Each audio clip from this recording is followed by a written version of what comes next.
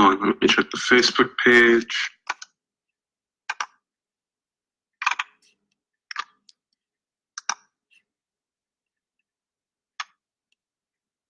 I think we're live. All right. We just need someone to make sure that I can be heard by the mic. So let me see who's online.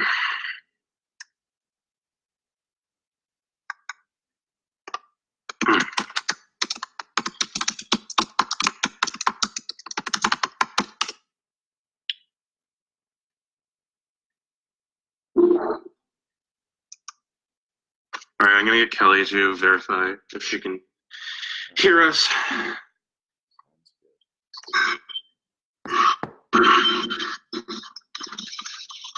So, unless someone else is in the stream right now.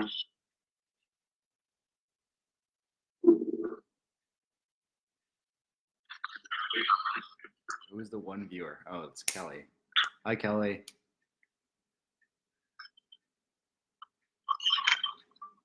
Hello, can you hear me?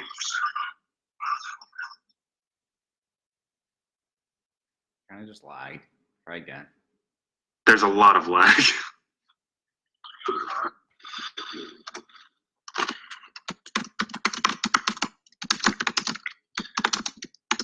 something again. What's with the lag? I don't know. Say something. All right, you want to give it a shot anyway? I guess. All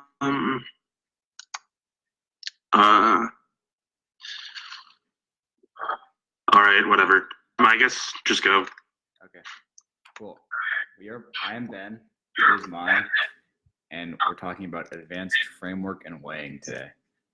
If you want to look at the beginning framework and weighing lecture, like the intro lecture, Zara's giving it. I don't know if she's given it yet, but look out for that. Cool. Let's just hop right into it. So to start, I guess we can talk about some sort of strategic framing arguments. So these are arguments you would generally read as like overviews. In terms of at the top of a rebuttal, you would say, for example, like prioritize extinction impacts first, or like structural impacts first. And their just purpose is to like holistically frame the weighing debate in the round, in a sense that like they will react to anything the like other team says by saying like this comes first. Like as a holistic claim rather than like comparing anything. So you're just giving warrants as to why this one thing comes first. Like for example, like I gave like 3 examples of like common things that people read. Like extinction framing, it just means like any risk of an extinction impact should always come first because extinction is like a truly infinite impact. And we must like prioritize like human survival to do anything. So like you basically just give warrants as to why your one impact of like say extinction comes first, regardless of any like link analysis, like time frame analysis, any of that, just like any risk of any extinction impact should come first. And like the same thing follows for like structural impacts in terms of like you're saying, no, we shouldn't evaluate extinction impacts first, we should evaluate structural impacts like structural violence, because those are the things that like people like ignore in like daily conversations and stuff like that. And it's important to talk about them. And like the third one is like strength of the link attitude is like irrelevant. Like this argument basically follows that you should evaluate whoever wins the link debate as the winner of the round. And it basically like it's another method in terms of like trying to debate against extinction impacts, like big stick impacts, and saying that no, like anyone can say they have a big impact, but like whoever is the better debater should probably be winning the link debate. And the link debate is probably the best indicator of who's like actually like doing the better debate in the round. If that makes sense. I have anything to, do you have anything to add? Nope. The second thing we'll talk about is meta weighing. This is probably one of the most important parts of debate as you get into like a more high-level circuit debate, because at that point everyone will really know how to weigh, and a lot of rounds will come. What they'll come down to is because like both teams should generally be winning some like risk of offense in like good rounds. It just comes down to like who's winning the weighing debate, and meta weighing becomes really important if both teams know how to weigh. So the fundamental thesis of meta weighing is you're trying to explain why your weighing arguments are more important than their weighing arguments. So it differs a little bit from like this, like the top level framing arguments we just talked about, because these are like more directly comparative. So instead of like saying, oh, this one comes first, you're saying like our argument specifically becomes more important than the argument for this reason. So you're basically weighing different weighing mechanisms. If you're weighing on like magnitude first, you're saying like, oh, we gotta weigh the magnitude. Magnitude should come first for these reasons. It's more important than like their probability argument. So basically, like if their argument is like leaning towards like a probability argument, and your argument is leaning towards a magnitude argument, then you should like say magnitude weighing comes before probability weighing, because the chances are like both teams are going to win their individual weighing mechanisms. Like it's very rare to find someone who will like basically like outweigh the other impact on like every single possible weighing mechanism. So they'll probably be able to win a weighing mechanism or two. So you have to explain why your weighing mechanism that you win and go for is more important than theirs. And the last part is it has to be comparative, just like normal weighing. You can't just say magnitude is important. That would be like, for example, the structure, like the framing overview arguments that we were talking about. But a little bit worse, because those arguments are like this argument comes first over any argument for some reason. You can't just say magnitude is important or magnitude is like really important. You have to say like why magnitude is more important than specifically like their time frame argument or their probability argument, like specifically. Because like it's like normal weighing, you have to like specifically compare why your warrants outweigh theirs. I do have something to add. Yeah. So meta weighing usually is not done like on the like line by line of the impact debate, and like in terms where most normal weighing tends to be on the flow. Most meta weighing that you usually see on the circuit, because it usually makes for like cleaner debates and cleaner ability to flow it, is framing. Most people tend to like have frameworks for like impact and whatnot, and that's usually where these like types of meta weighing debates happen. I would say that those debates tend to be those types of meta weighing debates tend to be clearer, just because they're easier to follow. They're on their own independent part of the flow and whatnot. Yeah. Cool. So now let's talk about weighing turns. So let's first clear up one of the main points of confusion in regards to turns and how they function. Link turn versus the disadvantage. Now, it probably has happened in many rounds that you, the viewer, have seen, especially like on PF videos and whatnot, of people who like just say an argument's a turn, and there's a whole bunch of different ways in which they function. We're going to clarify that here. So starting with like link level turn arguments. So the first one is the link turn. This is actually a turn. Basically, it says that your opponent's link leads to the opposite of their impact. If they say that their impact is like decreasing something bad, then you say that it's increasing it, and vice versa if it's something good. You get the idea. So that's it in a nutshell what a link turn is. Weighing is not necessary on the impact level for a link turn, unless they're extending turns on your case, but Ben's going to get more into that later. And simply because you're hijacking their weighing, right? If they're giving weighing as to why their impacts are more important, that's more a reason to vote for you if you're proving that the impact is offense for you rather than them. The main form of weighing that would come in a link turn debate would probably be link weighing. So the way in which this is, so essentially you would say that the link leads to, in a scenario in which you're saying that the link leads to like one version of the impact or the other, obviously there's going to be some point of clash, because some evidence says it leads to a good thing, some says that leads to a bad thing. You need to resolve that through comparative warranting. What does that comparative warranting look like? So essentially you break down like the reasoning behind both links. Ask yourself, like, what does this link or the evidence for this link say is the reasoning for like this particular link turn materializing in the way it does?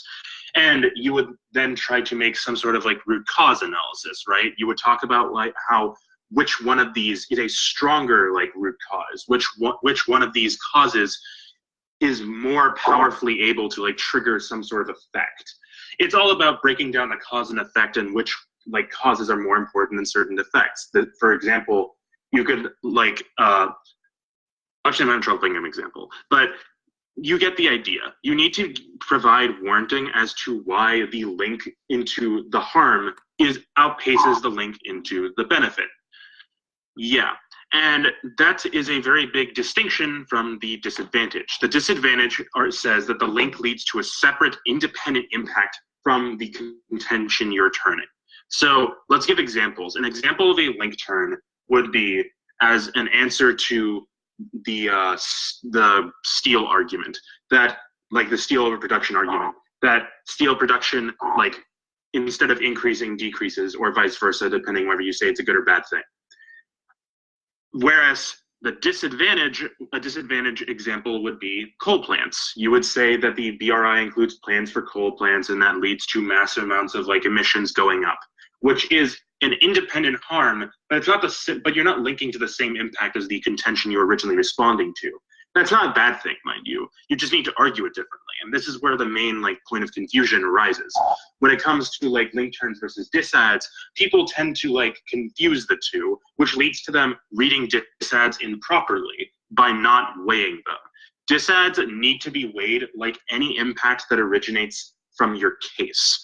Disads need to have that same comparative impact calculus as to why they're the most important, because ultimately, by virtue of it going to like in a separate direction from the normal impact of their contention, just winning the disadvantage on its own does not preclude or delink their argument at all. It just says that it has this other harm, and that other harm has no implication or weighing attached to it. That other harm does not really matter. So you need to be giving impact calculus to every disadvantage that you read, and preferably do it earlier, so that at least you can set up like a clear, cohesive narrative as to like how exactly the disadvantage functions, and how it outweighs, why it's the most important, etc. Ben will get more into this too in a minute. But essentially, when you are going for a disad in a scenario in which your opponents are winning turns on your case, you also need to outweigh your own case impacts in that scenario. But again, Ben will get more into that later. But the fundamental difference is that a link turn requires no impact weighing, and a disadvantage does, functionally speaking. And just know the difference between those two, because it'll affect how you argue things, right? I've seen a lot of teams go for a disadvantage thinking it functioned like a turn when it really didn't, because it led to an entirely separate impact. And that just led to like the round getting messy and people screwing up and whatnot. So we're going to go on to the next slide, which is going to be about impact turns. Now, this is a lot rarer in PF, especially as far as the back half goes. Did you say something? It shouldn't be. What? It shouldn't be rare. Oh yeah, no, it shouldn't. Impact turns are fun. So it's a lot rarer in PF. The reason being that conventionally, most people tend to go for impacts that are like accepted as common sense to be important for some reason, or fit within the like sleeve of the conventional wisdom. So as a result, impact turns face a sort of implicit credibility barrier. The reason being that impact turns say that your opponent's impact has the opposite value from what they say. So for example, if like obviously an extreme example, but say your opponents are reading piracy, and like, or for some reason the Belt and Road Initiative decreases piracy, and then you respond to the argument by saying that's a bad thing because piracy is good because it stimulates local economies. Again, extreme example, but it gets the idea across as to how exactly an impact turn works, how it functions, etc.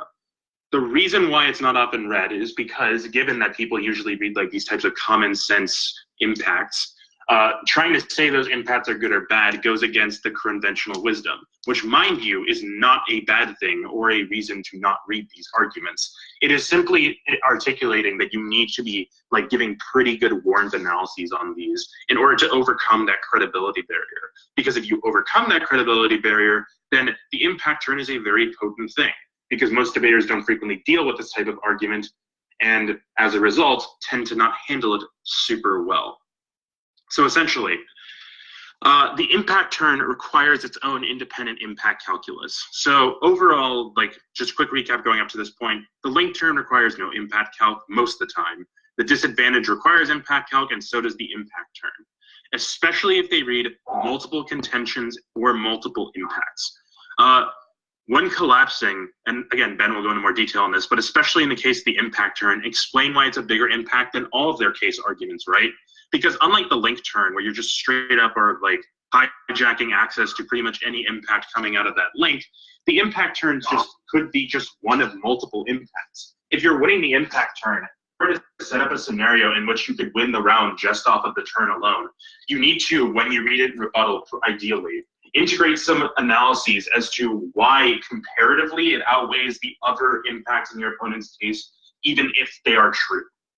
So that's the main, so in the rare occasion in which I'm judging and I hear an impact turn being read, it doesn't usually get that weighing in a case where there's multiple impacts, which in turn kind of hurts the impact turns like viability in the back half in those rounds. So definitely try to avoid that when you are like reading these types of arguments. But these arguments definitely have a very good strategic function, and I'm sure Ben's gonna add more onto this right now. Okay, well, just one thing I add before we go to the next slide, we talk more detail about this, is that oftentimes people in PF will just assume things are good or bad. Like they will read a democracy impact and not terminalize democracy and just say democracy is good with no warranting.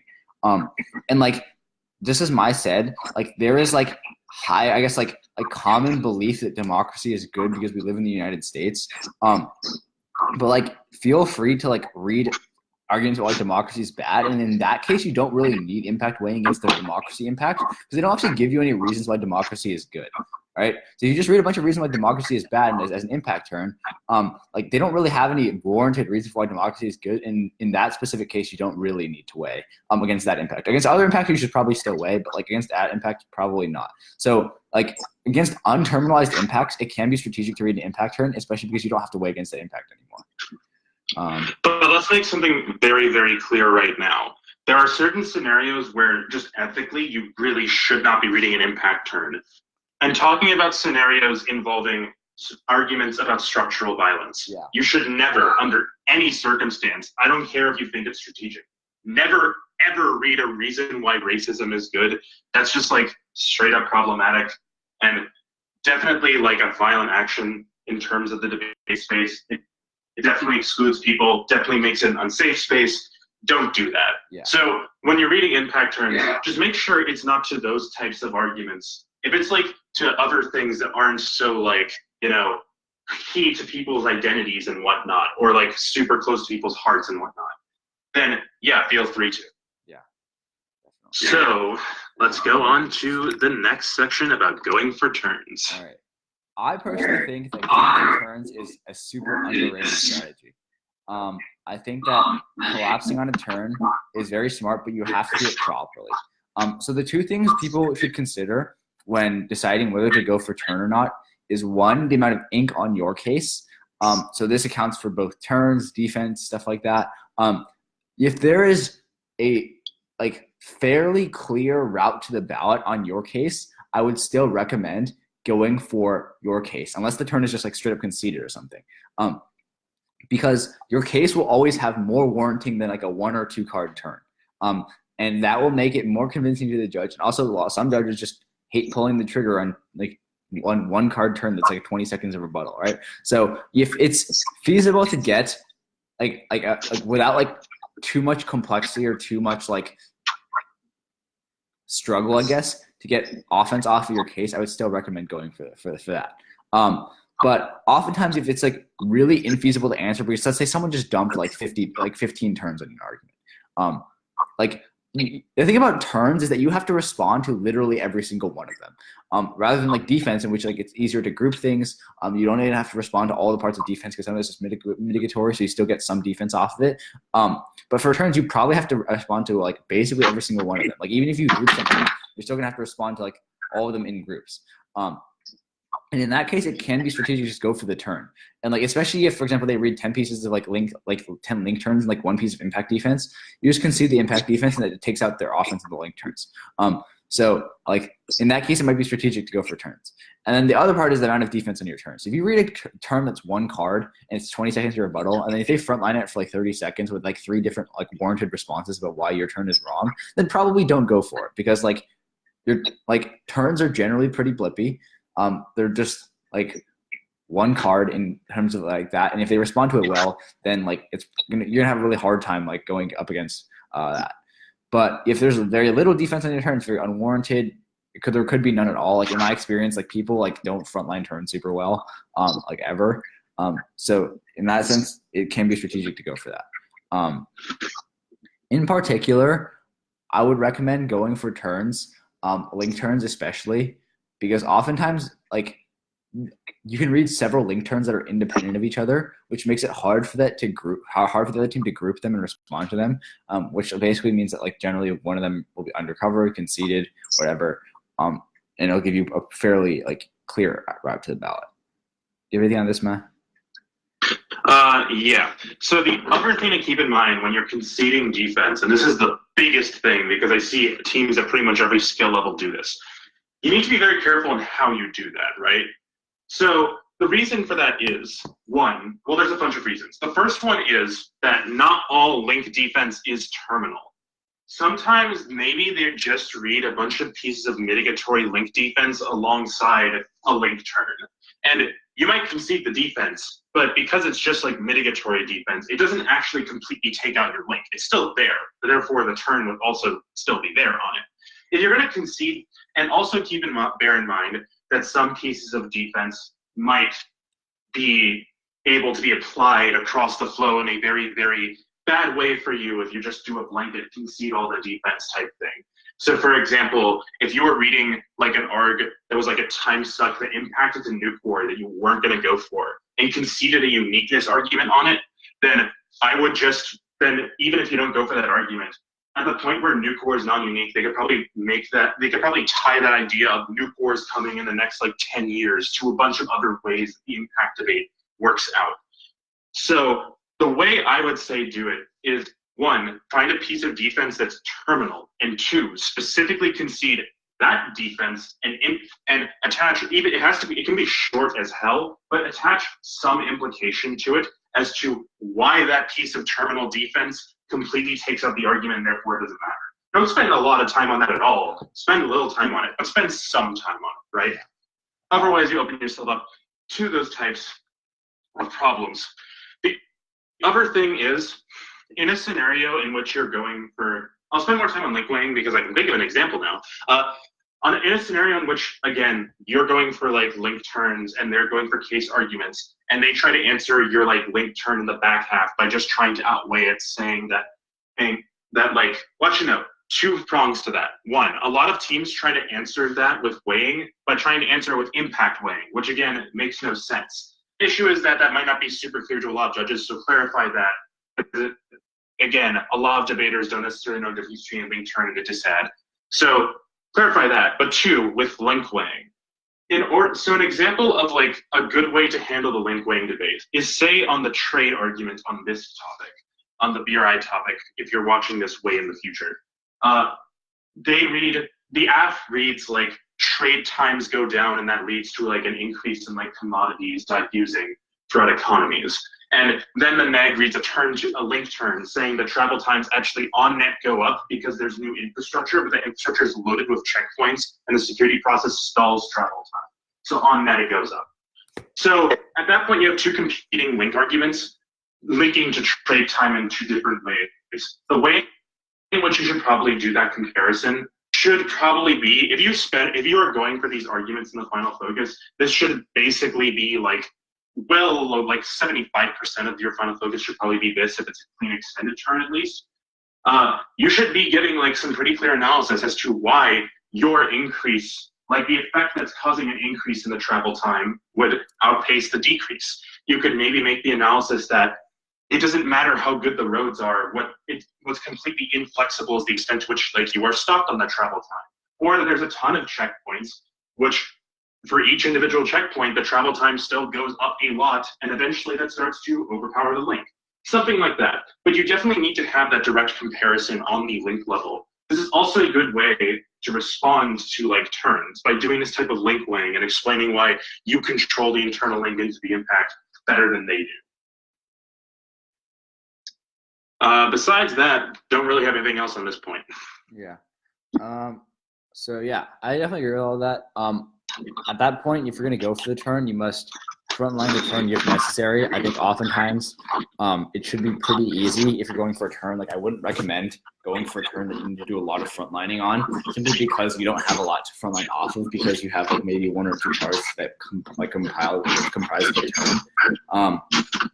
And then after that, you have to weigh the turn. If it's a link turn and that's the like only impact they're going for, and you're hijacking their only impact, then like you don't have to weigh the impacts, but you just have to weigh the links. And then if you're going for impact turns, weigh against both cases impact for the winning turn. Preferably if you're going for a turn, they probably shouldn't have offense on your case, right? Because you're gonna have to spend a lot of time covering that offense and also weighing against that offense. That takes up so much time that you would need to like re-explain and like re-warrant your turn.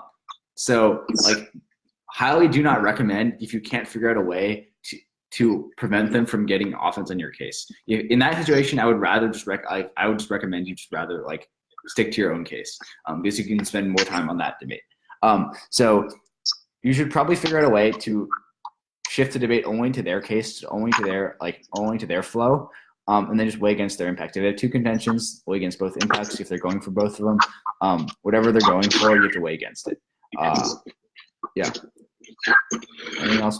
Really briefly, Ben, because I was asked a few questions about it in office hours. Do you want to talk a bit about critical framing? Critical framing. In what sense? Like layering? I know we already covered quite a bit of instructional in like the strategic framing part, but just like fleshing it out a bit more. In terms of like layering, or in terms of like. In terms of layering, how it functions, and like the meta debate. So the meta debate around critical arguments, especially like critiques in theory, are that critiques in theory both function a layer above case.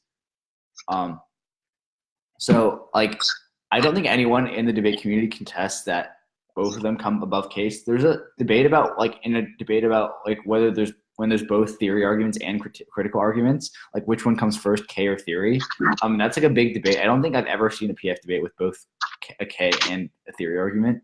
But it's just like a debate about which comes first. So for example, like theory, the argument is that theory comes before anything, because theory is like the rules of the game, and you have to dictate the rules of the game and like resolve the rules of the game before you can play the game. So that always comes before anything, and like that includes Ks, because you have to talk about the rules of like how to debate the K before you debate the K. On the flip side, people who like read K say K comes first, because K is usually about like methodology and like the assumptions that we make behind like our claims, like how we like generate knowledge. So like they're saying the K, like the knowledge and like the assumptions we make that we talk about in the K, like dictate how we do the theory debate in terms of like the assumptions we make during the theory debate, like what is good, like the K sort of can talk about like how do we know if education is good or not. And that comes before the theory debate, because like that's what influences like the theory debate. So there's like a big like debate there about what comes first. But the general principle is that both of them come before case, because they talk about what happens before like the EU joins the BRI. It's like, why do we think the EU should join the BRI? Like, how do we dictate the rules of how do we debate about the EU joining the BRI? So both of those generally come before case, and it's a debate about which one of those comes first. I would encourage pretty much everyone like listening to this to like kind of like, because most people tend to have their perception of debate, at least like most people who are like starting out in debate and younger teams and whatnot, have their perception of debate as kind of just like a whole bunch of like arguments clashing against each other and whatnot. I would encourage you to like zoom out a bit and view debate more as layers, like Ben was just talking about, not just in terms of like the meta debate, but also in terms of debate itself.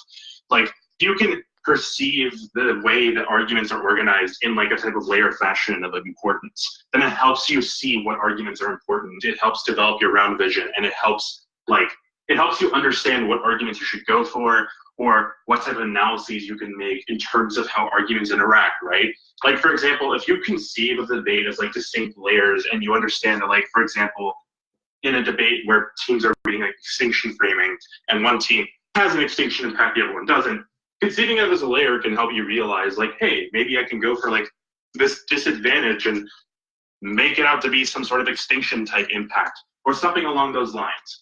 Obviously, like a very obvious example, but the general idea remains. Just like and the best way to like kind of get that perception is maybe go on YouTube and watch a bunch of like high level policy and LD rounds. It'll like really show you what it means to like perceive the round in a layered fashion as opposed to a whole bunch of things going up against each other. Yeah, definitely. Yeah. Do you have anything else? Or? I think I'm good. We have no viewers left, so I don't think there's any questions. All right. Yeah. Short lecture, but good lecture. Yeah. All right. All right. Adios.